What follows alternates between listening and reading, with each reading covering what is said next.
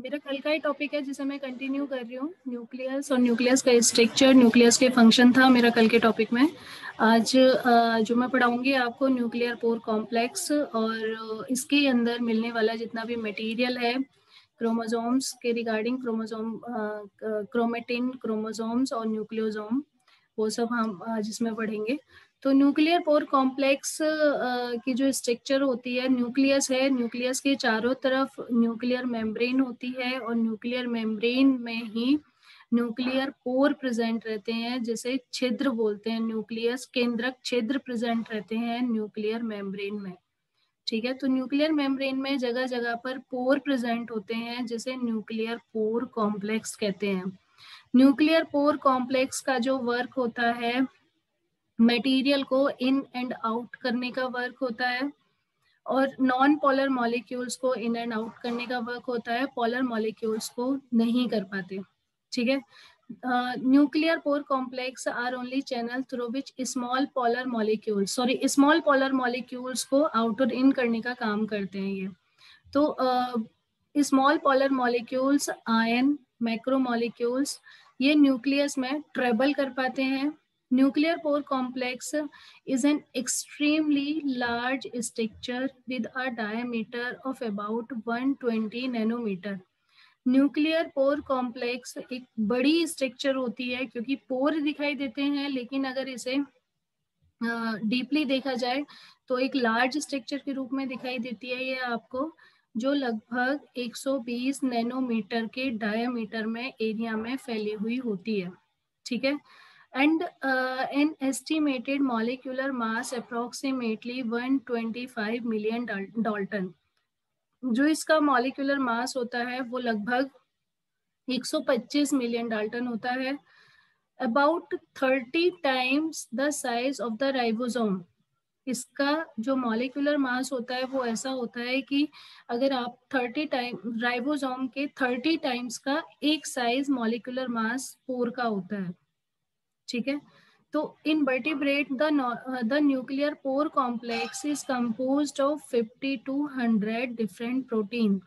Vertebrates में nuclear pore complex लगभग 50 से 100 डिफरेंट अलग अलग प्रोटीन्स का बना हुआ होता है। By controlling the traffic of molecules between the nucleus and the cytoplasm, इसका काम होता है ट्रैफिक को कंट्रोल करना। कौन से ट्रैफिक को कंट्रोल करना? जो मटेरियल न्यूक्लियस से साइटोप्लाज्म में जाएगा और साइटोप्लाज्म से न्यूक्लियस में जाएगा, उसे कंट्रोल करने का काम करता है। Nuclear pore complex play a fundamental role in the physiology all eukaryote cell. जितनी भी यूकैरियोट सेल्स होती हैं, उन यूकैरियोट सेल में जो फिजियोलॉजी होती है सेल्स की, जो फंक्शन होते हैं, उनमें ये अपना एक इम्पोर्टेंट रोल प्ले करता है। Nuclear pore complex, nuclear pore complex में RNA that are synthesized in the nucleus, RNA के वो मॉलिक्यूल्स जो न्यूक्लियस के अंदर बनते हैं, must be efficiently exported to the cytoplasm, और जो साइटोप्लाज्म में एक्सपोर्ट होते हैं, जाते हैं। Where the function in protein synthesis, जहां पर प्रोटीन सिंथेसिस का काम होता है। Conversely, protein required for nuclear function must be transported in the nucleus from their site of synthesis in the cytoplasm. Protein के लिए जो फंक्शन, न्यूक्लियर के फंक्शन की रिक्वायरमेंट होती है, लाइक दैट ट्रांसक्रिप्शन। एक हम इस प्रोसेस को कंप्लीटली पढ़ेंगे इसमें। न्यूक्लियस के अंदर दो प्रोसेस होते हैं, डीएनए रेप्लिकेशन और ट्रांसक्रिप्शन। ठीक है, डीएनए रेप्लिकेशन, ट्रांसक्रिप्शन न्यूक्लियस के अंदर होता है, जबकि ट्रांसलेशन साइटोप्लाज्म के अंदर होता है। मैंने कल आपको एक टर्म बताई थी, एक वर्ड बताया था मैंने, सेंट्रल डॉग्मा। क्या होता है सेंट्रल डॉग्मा? न्यूक्लियर पोर के थ्रू होकर पास आउट होती है। तो डीएनए से आरएनए बना, आरएनए मैसेंजर एमआरएनए बना। मैसेंजर एमआरएनए जो डीएनए का जो मैसेज होता है उसे रीड करता है, इंफॉर्मेशन को रीड करता है, फिर उसी एमआरएनए ने अपने आप को बाहर एग्जिट किया, वो एक्सपोर्टेड हुआ साइटोप्लाज्म में न्यूक्लियर पोर के थ्रू, और वहां पे उसने प्रोटीन सिंथेसिस का वर्क किया, प्रोटीन सिंथेसिस में पार्टिसिपेट किया, यानी कि ट्रांसलेशन में काम किया। तो सेंट्रल डॉगमा है डीएनए से आरएनए, आरएनए से प्रोटीन। कंफ्यूज मत होना नेक्स्ट टाइम। तो protein required for nuclear function यानी कि ट्रांसक्रिप्शन, ट्रांसक्रिप्शन में ट्रांसक्रिप्ट यानी कि डीएनए से एमआरएनए, आरएनए से इंफॉर्मेशन, आरएनए के पास होती है इंफॉर्मेशन जो डीएनए से लेता है, वो होता है ट्रांसक्रिप्शन प्रोसेस में। इसे हम डिटेल में पढ़ेंगे कौन कौन से एंजाइम इसमें पार्टिसिपेट करते हैं, नेक्स्ट आपका टॉपिक आएगा ये। It must be transported into the nucleus from their site of the synthesis in the cytoplasm. Transported होता है ये cytoplasm में. In addition, many proteins settle continuously between the nucleus in the cytoplasm. Starting में बहुत सारी proteins ऐसी होती हैं जो एक दूसरे के साथ रहती हैं न्यूक्लियस और साइटोप्लाज्म में. The regulated traffic of the protein and RNAs through the nuclear pore complex thus determine the composition of the nucleus and play a key role in the gene expression. इस type से nucleus पर जो nuclear pore पाए जाते हैं वो important role play करते हैं जीन एक्सप्रेशन में. Depending on their size, because of nuclear pore complex का साइज स्मॉल है या थोड़ा बिग है, depending on their size molecule can travel through the nuclear pore complex by one of the two different mechanism. Size के according he molecules in और out होते हैं, और ये डिपेंड करता है दो मैकेनिज्म के ऊपर. कौन कौन से? Small molecules and some proteins with molecular mass less than approximately 50 kilodalton pass freely. दो मैकेनिज्म कौन कौन से हैं? पहला तो ये कि जो स्मॉल मॉलिक्यूल्स हैं या सम प्रोटीन्स हैं जो स्मॉल हैं जिनका मॉलिक्यूलर मास 50 किलोडाल्टन से कम है, वो आसानी से फ्रीली पास आउट हो सकते हैं न्यूक्लियर एनवेलप से साइटोप्लाज्म में, साइटोप्लाज्म से न्यूक्लियस में आसानी से फ्रीली पास आउट हो सकते हैं. कितने किलो डाल्टन? 50 किलो डाल्टन से कम के. ठीक है. These molecule diffuse passively through upon aqueous channel. ये मॉलिक्यूल डिफ्यूज हो सकते हैं जिनका डायमीटर अप्रोक्सीमेटली 90 नैनोमीटर होता है न्यूक्लियर पोर कॉम्प्लेक्स में. Second, most proteins and RNA, however, are unable to pass out. कुछ प्रोटीन्स और RNAs पास नहीं हो पाते साइटोप्लाज्म में उसके ओपन चैनल से. इंस्टेड दीज मैक्रोमोलिक्यूल्स, तो उन्हें क्या बोलेंगे? मैक्रोमोलिक्यूल्स. जो आसानी से पास आउट हो जाते हैं उन्हें क्या बोला? माइक्रोमोलिक्यूल्स. तो इन मैक्रोमोलिक्यूल्स को जो कि पास आउट नहीं हो पाते हैं न्यूक्लियर पोर कॉम्प्लेक्स से by an active process, वो active process अपनाते हैं in which appropriate protein and RNA are recognized and selectively transported in only one direction. वो केवल एक डायरेक्शन में ही पास आउट होते हैं, nucleus to cytoplasm, cytoplasm to nucleus. फिर से रिपीट कर देती हूँ मैं. जो स्मॉल मॉलिक्यूल्स और स्मॉल प्रोटीन्स होती हैं जो अप्रोक्सीमेटली 50 किलो डाल्टन के कम का जिनका वेट होता है, वो आसानी से फ्रीली आउट एंड इन होते रहते हैं. ठीक है. न्यूक्लियस से साइटोप्लाज्म में, साइटोप्लाज्म से न्यूक्लियस में, और इनका अप्रोक्सीमेटली 90 नैनोमीटर का डायामीटर होता है.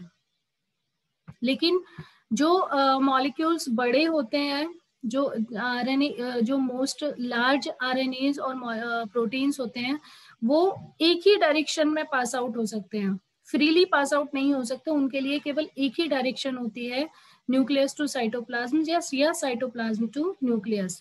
The traffic of these molecules occur through regulated channel in the nuclear pore complex. ये प्रोसेस होता है न्यूक्लियर पोर कॉम्प्लेक्स से in response to appropriate signal can open a diameter more than 25 nanometre, 25 nanometre के डायमीटर में वो चौड़ा होता है. It is sufficient to accommodate large ribonucleoprotein complex such as ribosomal subunit. Small molecules आसानी से आप देख पा रहे हो, यहाँ पे पैसिव डिफ्यूजन है और एक साइड में ये प्रोटीन्स है. पैसिव डिफ्यूजन में स्मॉल मॉलिक्यूल्स आ रहे हैं और जा रहे हैं, लेकिन अगर प्रोटीन्स का अगर एक्टिव डिफ्यूजन है, एक्टिव डिफ्यूजन से बड़ा मॉलिक्यूल्स है, बड़ा मॉलिक्यूल है तो इलेक्ट्रॉन ग्रेडियंट के थ्रू रहेगा, यानी कि उसमें चार्ज लगेगा. चार्ज भी लगेगा तो एक मॉलिक्यूल्स अंदर जाने का काम करेगा, बिग है, और दूसरा मॉलिक्यूल केवल और केवल बाहर जाने का काम करेगा. इसलिए एक ही साइट होती है. बड़े मॉलिक्यूल के लिए एक ही गेट होता है, जबकि छोटे मॉलिक्यूल के लिए एक ही गेट में से दोनों मॉलिक्यूल्स इन और आउट कर सकते हैं. यही प्रोसेस होता है इसका. इस प्रोसेस में जो अल्ट्रा स्ट्रक्चर होती है न्यूक्लियर पोर कॉम्प्लेक्स की, वो ऐसी होती है जैसे आपको दिखाई दे रही है. ये आपको चादर के रूप में ऊपर जो फैला हुआ दिखाई दे रहा है, और इसके नीचे जो इस टाइप की स्ट्रक्चर करके जा रही है, वो ये है nuclear membrane. Inner nuclear membrane, outer nuclear membrane जहां आपको दिखाई दे रहा है, इनर और आउटर न्यूक्लियर मेम्ब्रेन है. यहाँ पर साइटोप्लाज्मिक रिंग प्रेजेंट है. साइटोप्लाज्मिक रिंग, 4 टाइप की साइटोप्लाज्मिक रिंग प्रेजेंट है. कॉर्नर में व्हाइट कलर के जो राउंड राउंड बड़े बड़े गोले से दिखाई दे रहे हैं, ये है साइटोप्लाज्मिक रिंग. और नीचे की साइड ये न्यूक्लियर रिंग प्रेजेंट है. यहाँ पर जो फिलामेंट की जैसी स्ट्रक्चर दिखाई दे रही है, ये है साइटोप्लाज्मिक फिलामेंट. और यहाँ जो 4 पिंक कलर में एक राउंड शेप में बड़ी सी स्ट्रक्चर दिखाई दे रही है, वो है न्यूक्लियर बास्केट. न्यूक्लियर बास्केट, यहाँ से मॉलिक्यूल अंदर, न्यूक्लियर बास्केट से होते हुए मॉलिक्यूल अंदर जाते हैं और बाहर की साइड रिलीज होते हैं.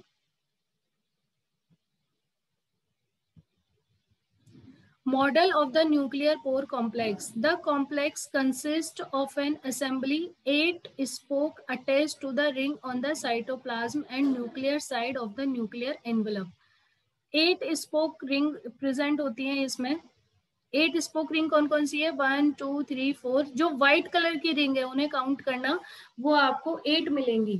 व्हाइट कलर के जो गोले जैसी स्ट्रक्चर प्रेजेंट है, 8 स्पोक रिंग असेंबली अटैच्ड होती है. Spoke ring assembly surrounded a central channel containing the central transporter.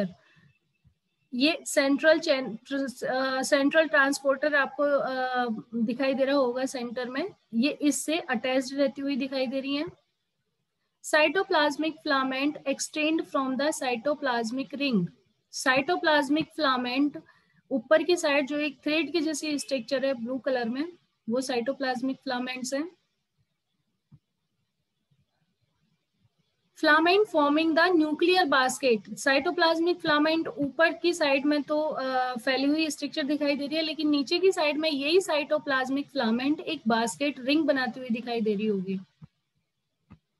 Cytoplasmic filament extend from the cytoplasmic ring and filament forming the nuclear basket extend from the nuclear ring. तो nuclear pore complex में 8 spoke ring होती है और cytoplasmic filament होता है. Cytoplasmic filament nuclear basket बनाता है. Nuclear basket से मॉलिक्यूल इजीली ट्रांसपोर्ट होते हैं. ठीक है. अब इसमें आगे होता है एक और न्यूक्लियस के अंदर पाए जाने वाला न्यूक्लियोप्लाज्म. न्यूक्लियोप्लाज्म को कैरियोप्लाज्म भी बोलते हैं. कैरियोप्लाज्म वो जो न्यूक्लियस का द्रव्य होता है, एक न्यूक्लियस का जो लिक्विड होता है, उसे न्यूक्लियोप्लाज्म बोला गया है. न्यूक्लियस के अंदर पाए जाने वाला लिक्विड फॉर्म को न्यूक्लियोप्लाज्म या कैरियोप्लाज्म कहते हैं. ठीक है. Nucleoplasm is a gelatinous substance. एक तरीके से ये जेलेटिनस जेल की जैसी स्ट्रक्चर होती है, तो जेलेटिनस सब्सटेंस है with in the nuclear envelope, जो न्यूक्लियर एनवलप के अंदर मिलता है. दैट मीन्स न्यूक्लियस में पाया जाता है. It is also called as karyoplasm. Nucleoplasm को कैरियोप्लाज्म भी बोलते हैं. सेमी इक्वस मटेरियल होता है. It is similar to cytoplasm. Cytoplasm के जैसा होता है. And it is composed mainly of water and dissolve salt. और जो कैरियोप्लाज्म होता है, कैरियोप्लाज्म में कंपोजिशन होता है वाटर का, डिसॉल्विंग सॉल्ट का, एंजाइम का, ऑर्गेनिक मॉलिक्यूल्स का, इन सभी का जो कंपोजिशन होता है वो प्रेजेंट रहता है। न्यूक्लियोप्लाज्म में क्या क्या चीज प्रेजेंट रहती है? Water, dissolving salt, enzyme, organic molecules. Nucleolus and chromosomes are surrounded by nucleoplasm. Nucleolus जिसमें डेंस स्ट्रक्चर है क्रोमेटिन की, क्रोमोसोम जो कि डीएनए का पार्ट है। न्यूक्लियोलस और क्रोमोसोम न्यूक्लियोप्लाज्म से चारों तरफ से घिरे हुए रहते हैं, सराउंडेड रहते हैं, which function to cohesion and protect the content of the nucleus, जिनका जो वर्क होता है चिपकने का होता है और न्यूक्लियस को प्रोटेक्ट करके रखते हैं। ठीक है। सो इस वाली स्लाइड में जो कंक्लूजन है क्या है? न्यूक्लियोप्लाज्म जेलेटिनस सब्सटेंस है जो न्यूक्लियर एनवेलप के अंदर पाया जाता है। न्यूक्लियोप्लाज्म को कैरियोप्लाज्म भी बोलते हैं और न्यूक्लियोप्लाज्म के अंदर जो मटेरियल प्रेजेंट होता है वो water, dissolving salt, enzyme, organic molecules, ये सब इसके अंदर प्रेजेंट होते हैं। और न्यूक्लियस और क्रोमोसोम न्यूक्लियोप्लाज्म से सराउंडेड रहता है। फंक्शन क्या होता है? फंक्शन होता है उसका cohesion and protect the content of nucleus. Nucleus के को प्रोटेक्ट करने का काम करता है और एक दूसरे को प्रोटेक्ट यानी कि कोहेशन मतलब चिपकाने का काम करता है, जिससे कि मेंटेनेंस बना रहे, मेंटेन रह सके सेल न्यूक्लियस की। नेक्स्ट, न्यूक्लियोप्लाज्म में ये सपोर्ट करता है न्यूक्लियस को उसकी शेप से, शेप बनी रहे न्यूक्लियस की, न्यूक्लियोप्लाज्म उसमें भी हेल्प करता है। Additionally, nucleoplasm provide a medium by which material such as enzyme and nucleotide यानी कि DNA and RNA की subunit can be transported through the nucleus. Substance are exchanged between the cytoplasm and nucleoplasm through nuclear pore. Nuclear pore के द्वारा जो substance होते हैं या जो मॉलिक्यूल्स होते हैं वो ट्रांसपोर्टेड होते हैं। तो अभी आपने दो चीज पढ़ी आज की स्लाइड में, एक तो पढ़ा न्यूक्लियर पोर कॉम्प्लेक्स, दूसरा आपने न्यूक्लियोप्लाज्म पढ़ा, थर्ड है न्यूक्लियोलस। न्यूक्लियोलस जिसके अंदर डेंस क्रोमेटिन की स्ट्रक्चर पाई जाती है और contain with in the nucleus, it is dense membrane less. Nucleolus पर कोई भी मेम्ब्रेन नहीं होती, मेम्ब्रेन लेस स्ट्रक्चर होती है जो आरएनए और प्रोटीन की ही बनी हुई होती है, उसमें डीएनए भी प्रेजेंट नहीं होता है। ठीक है, आरएनए और प्रोटीन की बनी हुई होती है जिसे न्यूक्लियोलस कहते हैं। आरएनए और प्रोटीन की बनी हुई होती है उसे न्यूक्लियोलस कहते हैं। Some of the eukaryotic organism have a nucleus. कुछ यूकैरियोटिक ऑर्गेनिज्म में न्यूक्लियस होता है that contain up to 4 nucleoli, जिसमें 4 न्यूक्लियोलाई प्रेजेंट होते हैं। Nucleolus contain nuclear organiser. Nucleolus में न्यूक्लियोलर ऑर्गेनाइजर प्रेजेंट होता है which are part of chromosomes, जो कि क्रोमोसोम्स का पार्ट है, with the gene for ribosome synthesis, जहां पर राइबोसोम की सिंथेसिस होती है। अच्छा, राइबोसोम का जो सिंथेसिस होता है वो न्यूक्लियोलस से होता है। राइबोसोम जब बनते हैं तो न्यूक्लियोलस से बनते हैं। क्यों? क्योंकि राइबोसोम आरएनए से बनते हैं, आरएनए और प्रोटीन से बनते हैं। राइबोसोम का सिंथेसिस आरएनए से होता है और वो राइबोसोम का सिंथेसिस डायरेक्टली न्यूक्लियोलस से होता है। और न्यूक्लियोलस के अंदर ही आरएनए और प्रोटीन की स्ट्रक्चर प्रेजेंट होती है और ये स्ट्रक्चर काफी डेंस, काफी उलझी हुई, काफी जटिल स्ट्रक्चर होती है। न्यूक्लियोलस में न्यूक्लियर ऑर्गेनाइजर्स प्रेजेंट रहते हैं जो कि क्रोमोसोम का पार्ट है, जो कि राइबोसोम का सिंथेसिस करते हैं। Nucleolus help to synthesise ribosome by transcribing and assembling ribosomal RNA subunit. These subunits join together form a ribosome during protein synthesis. Ribosome का वर्क है प्रोटीन सिंथेसिस में, तो इसलिए राइबोसोम का जो सिंथेसिस होता है राइबोसोम न्यूक्लियोलस के अंदर बनते हैं। Nucleolus disappear when the cell undergoes division. जब सेल डिवीजन होता है, जब सेल में डिवीजन होता है तो न्यूक्लियोलस डिसअपियर हो जाता है, लुप्त हो जाता है, दिखाई नहीं देता। And it is reformed after the completion of cell division. जैसे ही सेल डिवीजन कंप्लीट होता है वैसे ही जो न्यूक्लियोलस है वो अपीयर होना शुरू हो जाता है, दिखाई देना शुरू कर देता है। तो न्यूक्लियोलस की स्लाइड से हमें क्या यहाँ पे जो कंक्लूजन निकला वो क्या निकला न्यूक्लियोलस में? न्यूक्लियोलस एक डेंस मेम्ब्रेन लेस स्ट्रक्चर है जो आरएनए और प्रोटीन की बनी हुई होती है। आरएनए और प्रोटीन के कंपोजिशन को, डेंस कंपोजिशन को न्यूक्लियोलस बोला जाता है। कुछ यूकैरियोट्स ऑर्गेनिज्म में न्यूक्लियस में 4 न्यूक्लियाई प्रेजेंट रहते हैं। न्यूक्लियोलस में न्यूक्लियर ऑर्गेनाइजर प्रेजेंट होता है जो कि क्रोमोसोम का पार्ट है, जो राइबोसोम के सिंथेसिस में पार्टिसिपेट करता है। न्यूक्लियोलस राइबोसोम का सिंथेसिस करते हैं, इसलिए राइबोसोमल आरएनए सब यूनिट बनाने का भी काम करते हैं। These सबयूनिट जॉइन टुगेदर, ये सबयूनिट एक दूसरे के साथ जुड़कर जॉइंट होकर राइबोसोम बनाती हैं प्रोटीन सिंथेसिस के टाइम पर। न्यूक्लियोलस सेल डिवीजन जब वो स्टार्ट होनी होती है डिसअपियर हो जाता है, जब सेल डिवीजन हो चुकी होती है तो फिर से रीअपियर हो जाता है, फिर से दिखाई देने लगता है। ये था न्यूक्लियोलस का। Nucleolus is the site of ribosome and ribosomal RNA production. Nucleolus ribosome की साइट है और राइबोसोमल आरएनए के प्रोडक्शन की साइट है, बिकॉज ऑफ आरएनए बन रहा है। On microscopy, it appear as a large dense spot within the nucleus. जब माइक्रोस्कोप में इसे देखा गया तो एक ब्लैक कलर का स्पॉट दिखाई दिया, डेंस से कलर का स्पॉट दिखाई दिया, जिसे उन्होंने न्यूक्लियोलस बोला। जब सेल डिवीजन हो गई तो न्यूक्लियोलस फिर से बना।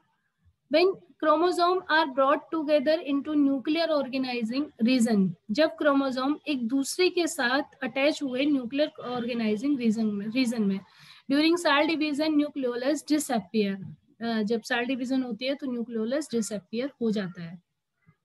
न्यूक्लियोलस के बाद है क्रोमोसोम। ठीक है, क्रोमोसोम होते क्या है? Nucleus is the organelle that houses chromosome. Nucleus को क्रोमोसोम का हाउस बोला जाता है। क्रोमोसोम न्यूक्लियस के अंदर ही मिलते हैं। Chromosome consist of DNA. Chromosome में डीएनए का पार्ट प्रेजेंट रहता है। क्रोमोसोम में डीएनए प्रेजेंट रहते हैं। जब डेंस स्ट्रक्चर होती है क्रोमोसोम की स्ट्रक्चर कैसी होती है? कॉइल स्ट्रक्चर, हेलिकल स्ट्रक्चर होती है। जैसे लहरें देती हुई स्ट्रक्चर होती है डीएनए की, तो वो वाली स्ट्रक्चर होती है डीएनए की। और जब डीएनए की कंडेंस स्ट्रक्चर, डेंस स्ट्रक्चर को क्रोमोसोम बोलते हैं। तो क्रोमोसोम में डीएनए प्रेजेंट रहता है। डीएनए हेरिडिटी इंफॉर्मेशन रखता है। डीएनए में हेरिडिटी इंफॉर्मेशन होती है, यानी कि जेनेटिक मटेरियल प्रेजेंट है। And instruction for sale growth, development and reproduction, जो कि इस चीज के लिए काम कर रहा है, सेल की ग्रोथ के लिए, उसके डेवलपमेंट के लिए और उसके रिप्रोडक्शन के लिए। Chromosomes are present in the form of string of DNA and histone. आपने देखा होगा क्रोमोसोम में जो डीएनए की स्ट्रक्चर है, न्यूक्लियोसोम मॉडल आपने पढ़ा होगा 12th क्लास में। न्यूक्लियोसोम मॉडल में डीएनए हिस्टोन प्रोटीन से रैप्ड करता हुआ दिखाई देगा। ठीक है, जो डीएनए होगा हिस्टोन प्रोटीन से रैप करता हुआ, मतलब हिस्टोन प्रोटीन को घेरता हुआ दिखाई देगा। तो 8 हिस्टोन प्रोटीन होती हैं। 8 हिस्टोन प्रोटीन से डीएनए अपने आप को लिंक करके रखता है, बांध के रखता है, जिसे न्यूक्लियोसोम बोलते हैं। और जब इसी टाइप की क्रोमोसोम में जब डीएनए और हिस्टोन प्रोटीन यानी कि प्रोटीन मॉलिक्यूल्स जब स्ट्रिंग फॉर्म में दिखाई देते हैं, एक चेन की फॉर्म में दिखाई देते हैं, तो उसे क्रोमेटिन कहते हैं। तो न्यूक्लियोसोम जिसमें डीएनए और हिस्टोन प्रोटीन एक दूसरे को लिंक करते हैं, एक दूसरे को बांध के रखते हैं, वो है न्यूक्लियोसोम मॉडल, उसे न्यूक्लियोसोम बोला गया। लेकिन जब यही न्यूक्लियोसोम एक हिस्टोन प्रोटीन और DNA, 8 histone protein and DNA, जब इसी टाइप की एक चेन बन जाती है कंप्लीट, तो उसे बोलते हैं chromatin. When a cell is resting, that is not dividing, the chromosomes are organized into long structure called as chromatin. जब सेल रेस्टिंग पीरियड में होती है, जब डिवाइडिंग नहीं होती, तो क्रोमोसोम एक लॉन्ग स्ट्रक्चर बनाता है जिसे क्रोमेटिन बोलते हैं। तो क्रोमेटिन की स्ट्रक्चर, क्रोमेटिन क्या होता है? क्रोमेटिन जो क्रोमोसोम की एक स्ट्रक्चर है उसे क्रोमेटिन बोला गया है। क्रोमेटिन के अंदर डीएनए और हिस्टोन प्रोटीन प्रेजेंट है। डीएनए और हिस्टोन प्रोटीन एक चेन के रूप में प्रेजेंट है, एक लंबी चेन बनी हुई है जिसे क्रोमेटिन बोला गया है। क्रोमेटिन और क्रोमोसोम की स्ट्रक्चर में एक बार आपको दिखा देती हूँ। तो क्रोमेटिन को फर्दर क्लासिफाइड किया गया है हेट्रोक्रोमेटिन एंड यूक्रोमेटिन में। ठीक है, क्रोमेटिन जो होते हैं, क्रोमेटिन को फर्दर क्लासिफाइड किया गया है हेट्रोक्रोमेटिन एंड यूक्रोमेटिन। हेट्रोक्रोमेटिन वो पोर्शन होता है जिसमें क्रोमेटिन की जो स्ट्रक्चर होती है वो काफी डेंस स्ट्रक्चर होती है और इनएक्टिव स्ट्रक्चर होती है। हेट्रोक्रोमेटिन वो पार्ट होता है जिसमें क्रोमेटिन की डेंस स्ट्रक्चर होती है और ट्रांसक्रिप्शन के टाइम पर इनएक्टिव स्ट्रक्चर होती है, इनएक्टिव का काम करती है। जबकि यूक्रोमेटिन लाइट स्ट्रक्चर होती है और ट्रांसक्रिप्शन में इसका वर्क होता है। ठीक है, सो क्रोमेटिन को क्लासिफाइड किया गया है heterochromatin and euchromatin based on the function, उनके फंक्शन के आधार पर। The former type is highly condensed transcriptionally inactive form. Transcriptionally inactive form होगी वो होगी heterochromatin, mostly present adjacent to the nuclear membrane. जो heterochromatin की स्ट्रक्चर होगी वो न्यूक्लियर मेम्ब्रेन के साथ साथ प्रेजेंट होगी। हेट्रोक्रोमेटिन की स्ट्रक्चर, जो हेट्रोक्रोमेटिन का पार्ट होगा वो न्यूक्लियर मेम्ब्रेन के एडजेसेंट यानी कि उसके साथ साथ प्रेजेंट होगा। जबकि यूक्रोमेटिन डेलिकेट होता है, लेस कंडेंस होता है और क्रोमेटिन का ऑर्गेनाइजेशन होता है जो ट्रांसक्राइबिंग सेल्स में पाया जाता है, जगह जगह प्रेजेंट रहेगा। Beside the nucleolus, nucleus contain a number of other non-membrane delineated bodies. कुछ इसमें डेलिनेटेड बॉडीज होती हैं जैसे कि Cajal bodies, gemini of coiled bodies, polymorphic interface, karyosome association, promyelocytic leukaemia bodies, paraspeckles and splicing speckles. इन bodies की requirement ज्यादा जरूरी नहीं है, आप ये वाला पोर्शन छोड़ देना, आगे तक का ही आप कर लेना, काफी है। न्यूक्लियर एनवेलप का मैंने आपको बता ही दिया था, सबसे पहले न्यूक्लियर एनवेलप का ही बताया था। न्यूक्लियर लेमिला मैकेनिकल सपोर्ट प्रदान करती है। न्यूक्लियर लेमिला ये एक तरीके से जो न्यूक्लियर लेमिना ल्यूमन जैसा जो पार्ट भरा हुआ होता है आउटर और इनर मेम्ब्रेन के बीच में, वो पार्ट प्रोटीन का होता है। प्रोटीन मैश उसके अंदर प्रेजेंट रहता है। प्रोटीन मैश यानी कि प्रोटीन का लिक्विड वाला पार्ट वहां पे प्रेजेंट होता है, जो कि बहुत ज्यादा ऑर्गेनाइज्ड होता है इंटरनल सरफेस पर और साइटोप्लाज्मिक सरफेस पर बहुत कम होता है। न्यूक्लियस सरफेस पर जो इंटरनल सरफेस है न्यूक्लियस का, उसके साथ कांटेक्ट इसका ज्यादा रहेगा और जो साइटोप्लाज्मिक सरफेस है उसके साथ इसका जो कांटेक्ट रहेगा बहुत ज्यादा कम रहेगा। आफ्टर न्यूक्लियर लैमिला क्रोमेटिन की स्ट्रक्चर मैंने आपको अभी बताई थी कि यूक्रोमेटिन और हेट्रोक्रोमेटिन वही सब आएगा इसके अंदर, और हिस्टोन प्रोटीन से बाइंड अप करती हुई होगी। पहले न्यूक्लियोसोम मॉडल बनेगा लेकिन और उसे अनबाइंड करने पर, खोलने पर क्रोमेटिन दिखाई देंगे। तो chromatin describe DNA that is complexed with protein. Chromatin में डीएनए की स्ट्रक्चर प्रोटीन के साथ बाइंड अप होती है। Primary protein component of chromatin are histone. Histone के साथ बाइंड अप होगी इसलिए उसे न्यूक्लियोसोम भी कहते हैं, which are highly basic protein that are associated directly with DNA. Histone combined with DNA form nucleosome. Histone DNA के साथ मिलकर न्यूक्लियोसोम बनाता है जिसमें 8 सब यूनिट प्रेजेंट होती हैं, which are सब यूनिट ऑफ क्रोमेटिन। ध्यान से सुनना इस वाले सेंटेंस को, न्यूक्लियोसोम किसे कहते हैं? DNA plus histone is equal to nucleosome. ठीक है, और जो हिस्टोन है, histone is the subunit of chromatin. Histone subunit है क्रोमेटिन की सब यूनिट है histone. Specially a nucleosome describe a segment of DNA associated with 8 histone protein. तो जो हिस्टोन प्रोटीन है ये है क्रोमेटिन की सब unit. By associating with histone, DNA is more compact and able to fit into the nucleus. Because of DNA बहुत ज्यादा dense होता है, बहुत ज्यादा फैली हुई स्ट्रक्चर होती है, इसलिए न्यूक्लियोसोम के थ्रू बाइंड अप होगी और हिस्टोन प्रोटीन के साथ डीएनए बाइंड अप होकर तभी जाकर न्यूक्लियस के अंदर फिट हो पाता है. Chromatin can exist in either euchromatin और हेट्रोक्रोमेटिन. हेट्रोक्रोमेटिन जो कि ट्रांसक्रिप्शन में इनएक्टिव परफॉर्मेंस देती है, यूक्रोमेटिन जो कि ट्रांसक्रिप्शन में एक्टिव रहती है, हेट्रोक्रोमेटिन जो कि न्यूक्लियर मेम्ब्रेन के चारों तरफ एडजेसेंट मिलती है. Euchromatin is the form of chromatin present during gene expression. Because of transcription में काम कर रही है इसलिए वो यूक्रोमेटिन जीन एक्सप्रेशन में भी काम करेगी और करेक्टराइज होगी यूक्रोमेटिन बीड के जैसी. जैसे एक चैन होती है, चैन के ऊपर मोतियों की माला, वैसे ही यूक्रोमेटिन की स्ट्रक्चर डिस्क्राइब होती है. ये एक्टिवेटेड होती है एस्टिलेशन के थ्रू, जबकि हेट्रोक्रोमेटिन इनएक्टिव फॉर्म में होती है. इलेक्ट्रॉन माइक्रोस्कोपी में यूक्रोमेटिन स्ट्रेन लाइटर अगर माइक्रोस्कोप में देखा गया जब तो यूक्रोमेटिन लाइट दिखाई देती है जबकि हेट्रोक्रोमेटिन डेंस दिखाई देती है.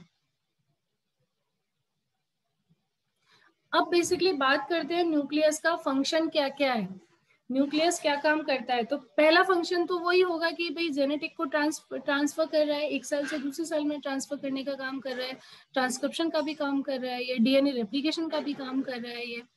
तो nucleus provide the site of genetic transcription, genetic transcription का काम कर रहा है, that is segregated from the location of translocation in the cytoplasm. अगर ट्रांसक्रिप्शन नहीं होगा तो ट्रांसलोकेशन नहीं होगा, ट्रांसलोकेशन नहीं होगा तो प्रोटीन सिंथेसिस नहीं होगी. सो जीन रेगुलेशन में भी हेल्प करता है ये. Gene regulation that are not available in prokaryote. The main function of the cell nucleus is to control gene expression. Gene expression को कंट्रोल करता है, डीएनए को रेप्लिकेट करने का काम करता है सेल डिवीजन के दौरान. हेरिडिटी कैरेक्टर्स को कंट्रोल करता है ऑर्गेनिज्म में और ट्रांसफर करने का भी काम करता है. प्रोटीन सिंथेसिस के लिए भी रिस्पॉन्सिबल है, राइबोसोम की सिंथेसिस के लिए भी रिस्पॉन्सिबल है, सेल डिवीजन के लिए भी रिस्पॉन्सिबल है, ग्रोथ के लिए रिस्पॉन्सिबल है, डिफरेंशिएशन के लिए रिस्पॉन्सिबल है. हेरिडिटी मटेरियल को स्टोर करता है, जेनेटिक इंफॉर्मेशन स्टोर रहती है. कहाँ स्टोर रहती है? न्यूक्लियस के अंदर. न्यूक्लियस में कौन से पार्ट में स्टोर रहती है? न्यूक्लियस में न्यूक्लियोलस को छोड़कर पूरे न्यूक्लियस के अंदर स्टोर रहती है. क्रोमेटिन की फॉर्म में, क्रोमोसोम की फॉर्म में स्टोर रहती है. Storage of protein and RNA, RNA और प्रोटीन को स्टोरेज करने का काम न्यूक्लियोलस का है. न्यूक्लियोलस के अंदर आरएनए और प्रोटीन स्टोर रहते हैं जिससे राइबोसोम का सिंथेसिस होता है. ट्रांसक्रिप्शन में हेल्प कर रहा है, यानी कि मैसेंजर आरएनए प्रोड्यूस करता है प्रोटीन सिंथेसिस के लिए. सेल डिवीजन के दौरान क्रोमेटिन अरेंज होते हैं क्रोमोसोम में न्यूक्लियस के. राइबोसोम का प्रोडक्शन है. जीन एक्सप्रेशन में वर्क करता है, processing of pre mRNA and cell compartmentalisation में भी वर्क करता है. सेलेक्टिव परमेएबल न्यूक्लियर एनवेलप की वजह से सेल कंपार्टमेंटलाइजेशन में भी हेल्प करता है.